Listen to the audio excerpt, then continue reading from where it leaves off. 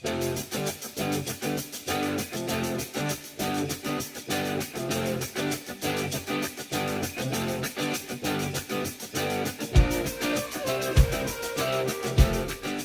Jovanovic, on vous reçoit sur Passion Bouquin pour votre livre Adolf Hitler ou la vengeance de la planche à billets. Ma première question, ce sera tout simplement, pouvez nous expliquer exactement ce que c'est la planche à billets ? La planche à billets, c'est très simple. C'est ce que fait aujourd'hui la Banque Centrale Européenne. C'est-à-dire que, par exemple, vous, quand vous avez plus d'argent en fin de mois, vous ne pouvez pas mettre en marche votre imprimante Epson ou Lexmark et sortir des billets de 50 euros ou de 100 euros ou de 500 euros, quoique 500 euros maintenant c'est interdit, ou de 20 euros pour payer vos factures. Hein, on est bien d'accord, hein, parce que après vous serez condamné à des travaux forcés. Puisque tout contrefacteur, etc., c'est ce qui est démarqué, hein, rappelez-vous, sur les billets anciens en francs, tout contrefacteur de faux billets sera condamné à des travaux forcés jusqu'à la fin de sa vie. Eh bien aujourd'hui, la Banque Centrale Européenne, M. Mario Draghi, devrait être condamné aux travaux forcés jusqu'à la fin de sa vie, puisqu'il imprime 80 milliards de fausses monnaies depuis le 15 janvier 2015. Je ne sais pas si vous vous rendez compte. Voilà. Donc ils ont plus d'argent. La Banque Centrale Européenne n'a plus d'argent. Plus personne n'achète les bons du Trésor de la France, de l'Italie, de l'Espagne, etc. Donc la Banque Centrale s'y colle, elle imprime de l'argent et puis elle rachète des actions sur le CAC 40 de sociétés américaines ou françaises comme IBM ou Apple. C'est ce que font les Suisses par exemple. Et tout ça sur le dos des Français, bien entendu. Donc en fait, ils sont en train d'endetter les Français, vos enfants et vos petits-enfants même sur 30 ans, 40 ans, 50 ans. C'est absolument scandaleux. Donc ça, c'est la planche à billets, c'est la monnaie de singe. Voilà. C'est très important de comprendre ça. Mais j'ai constaté, si vous voulez, avec l'expérience, que les gens n'ont aucune notion de ce qu'est l'argent. C'est ça qui est intéressant. C'est-à-dire qu'ils ne savent pas comment est fabriqué l'argent. C'est aussi bête que ça peut paraître. Et c'est une des raisons pour laquelle j'ai écrit ce livre, parce que, voyez-vous, il n'y aurait jamais pu avoir cette boucherie, littéralement, de la guerre de 14-18, si la France et l'Allemagne ne s'étaient pas mises justement à fabriquer de la fausse monnaie. Avant la guerre, donc avant 1914, la France, l'Allemagne, toute l'Europe d'ailleurs, vos arrière-grands-parents, ils payaient tout avec des pièces d'or et des pièces d'argent, d'accord ? Et l'état-major avait calculé qu'il pourrait, avec les réserves d'or de la Banque de France, il pourrait faire la guerre aux Allemands pendant éventuellement un an ou 6 mois. Donc ils ont dit, on supprime la convertibilité des billets de banque de la Banque de France en pièces d'or, et enfin surtout en pièces d'or, et on passe en mode billet, on en imprime autant qu'on veut, et c'est pour ça que la guerre a duré aussi longtemps. C'est absolument criminel. Et aujourd'hui, nous payons les crimes, le crime originel, on va dire que c'est vraiment le péché originel moderne. De là découle la première, la deuxième et la troisième guerre à venir. Je vous dis ça parce que le ministre de la Défense américain a fait une conférence au cadet qui vient d'être diplômé de l'armée de l'air américaine il y a à peu près 4 jours, et il leur a fait un grand discours en disant qu'il devait être prêt pour la prochaine guerre, parce qu'il y aura une guerre. Voilà. L'argent, c'est quoi ? L'argent, c'est avant tout la fabrication, si vous voulez, en fonction d'une richesse créée. Alors je vous le fais simple, vous avez le plombier qui vient chez vous, il va travailler pendant 1 heure, il va réparer votre évier et il va vous facturer, je sais pas, 80 €, d'accord, sur laquelle il va rajouter de la TVA, d'accord. Eh bien, 80 €, c'est une création de richesse. Et on peut dire que avant, la Banque centrale devait avoir l'équivalent de 80 € en or dans la Banque centrale pour créer l'équivalent en billets. Voilà, tout simple. Aujourd'hui, on a supprimé donc le standard or dès 1914, et résultat des courses, aujourd'hui, tous les pays sont endettés. Et donc, on va à une catastrophe finale. Et alors, plus on s'approche de cette catastrophe, et plus ils en impriment. Plus ils en impriment à la vitesse du son. C'est absolument effroyable. D'où toutes les boutiques vides que vous voyez partout. La dette, c'est effectivement quelque chose dont on entend parler depuis longtemps. Les conséquences, vous allez nous expliquer parce que on va se servir du passé pour justement parler de l'avenir. Vous l'avez évoqué. On parlera de l'or aussi parce que tout le monde n'est pas bête. On a inventé une profession qui s'appelle économiste, qui ne vaut pas plus que celle d'un médium. Et je pense que les médiums et les voyants, même les marabouts africains, ont plus de talent que les économistes actuels. Parce qu'aucun d'eux n'a prévenu les Français qu'il y aurait une catastrophe économique, que Wall Street allait exploser. Je vous le rappelle. Il y a cette planche à billets et puis il y a aussi Adolf Hitler. C'est-à-dire c'est mêlé dans les titres. Alors vous avez une manière de nous présenter Adolf Hitler qui est... on a rarement entendu parler d'Hitler en ces termes-là. J'ai intitulé ce livre Adolf Hitler ou la vengeance de la planche à billets parce que Adolf Hitler est le produit de la fausse monnaie qui a été imprimé, des centaines de milliards de francs, des centaines de milliards de marques qui ont été imprimées, basées sur rien, entre 1914 et 1918. C'est très très important. C'est une compensation. C'est-à-dire on compense. C'est l'équivalent, si vous voulez, quand vous étiez enfant, vous avez fait une bêtise, donc vous allez réciter, pour réparer cette bêtise, vous allez réciter, je sais pas moi, 20 Ave Maria et 10 Notre Père. Non mais n'oubliez pas, c'est une compensation de la chose.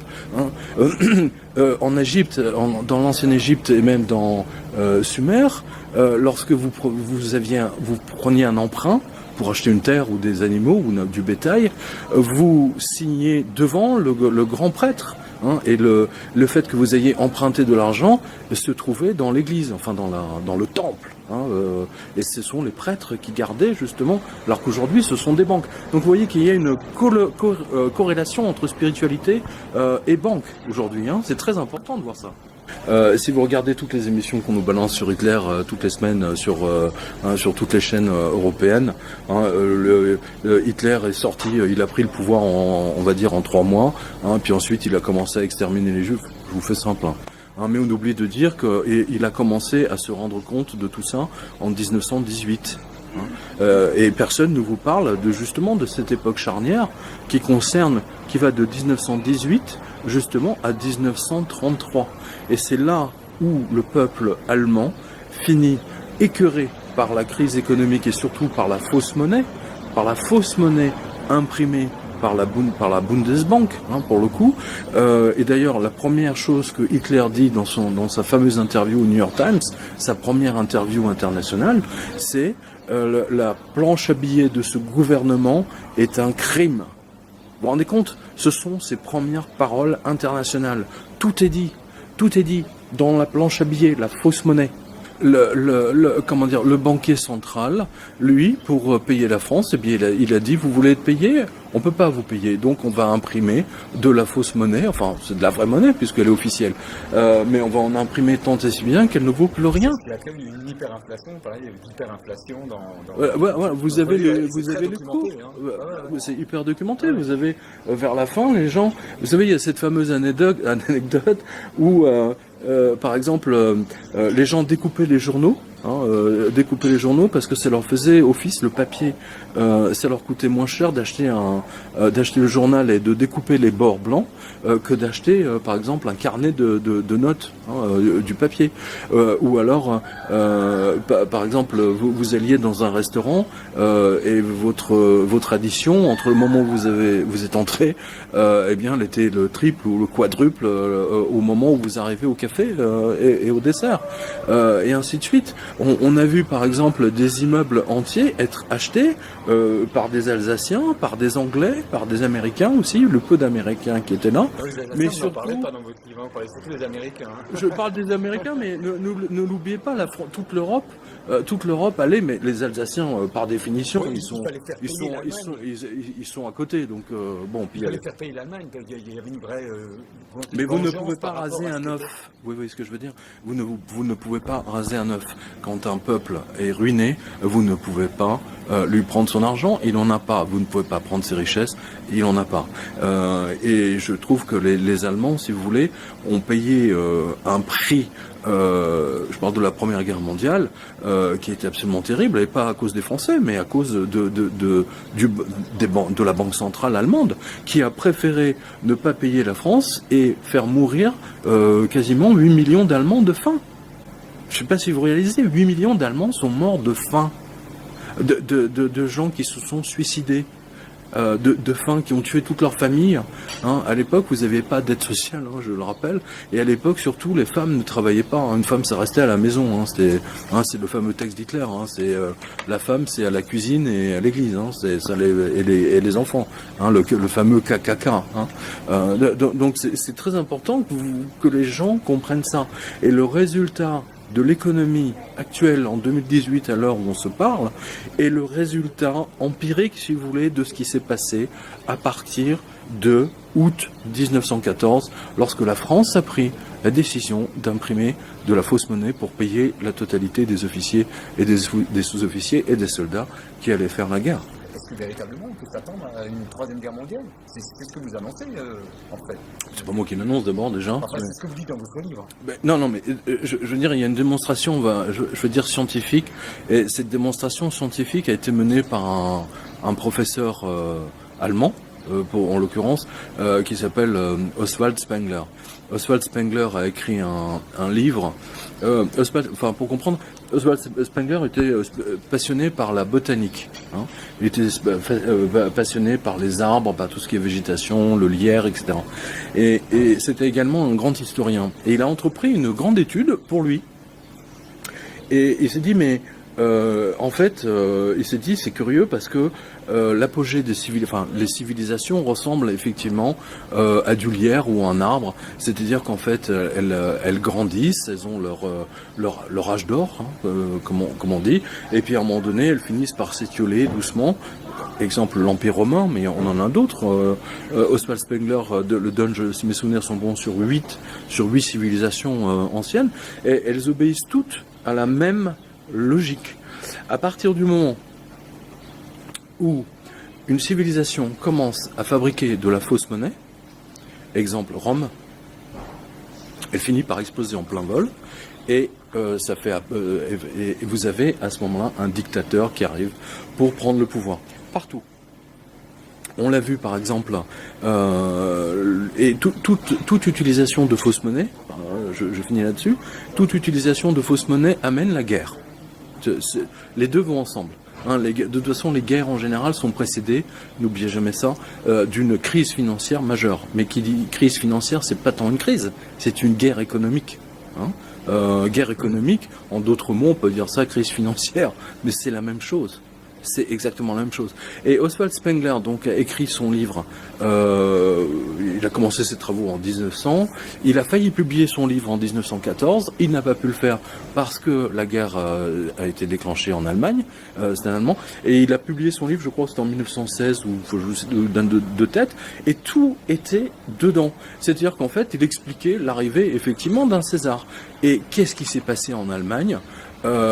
Avec toute la fausse monnaie que la Bundesbank a imprimée, ce fut l'arrivée du César, autrement dit du Hitler. Voilà. Je vous donne un autre exemple. Les révolutionnaires, qu'est-ce qu'ils ont fait après le 14 juillet? Les caisses étaient vides. Qu'est-ce qu'ils ont fait? Ils ont saisi tous les biens de l'Église. D'accord, les immeubles, les hôtels, le bétail, les terres, et ils ont dit on va introduire une nouvelle monnaie qui va reposer sur tous les immeubles qu'on a saisis au pape, par exemple. D'accord? Donc on a dit d'un côté, on a une valeur, on va dire, je dis on a 200 milliards d'immeubles qui nous appartiennent désormais, qu'on a pris au pape, qu'on a volé au pape, même précisément. Et donc on va imprimer 200 milliards, l'équivalent de 200 milliards d'assignats, de la nouvelle monnaie des révolutionnaires. Donc, alors la première fois, ça a très bien marché.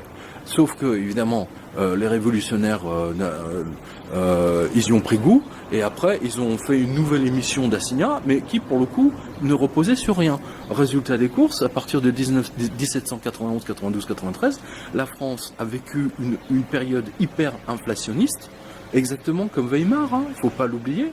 Le prix de l'électricité, c'était le prix de la bougie. Hein, voilà. Et on voit le prix de la bougie qui est multiplié par 20, 30.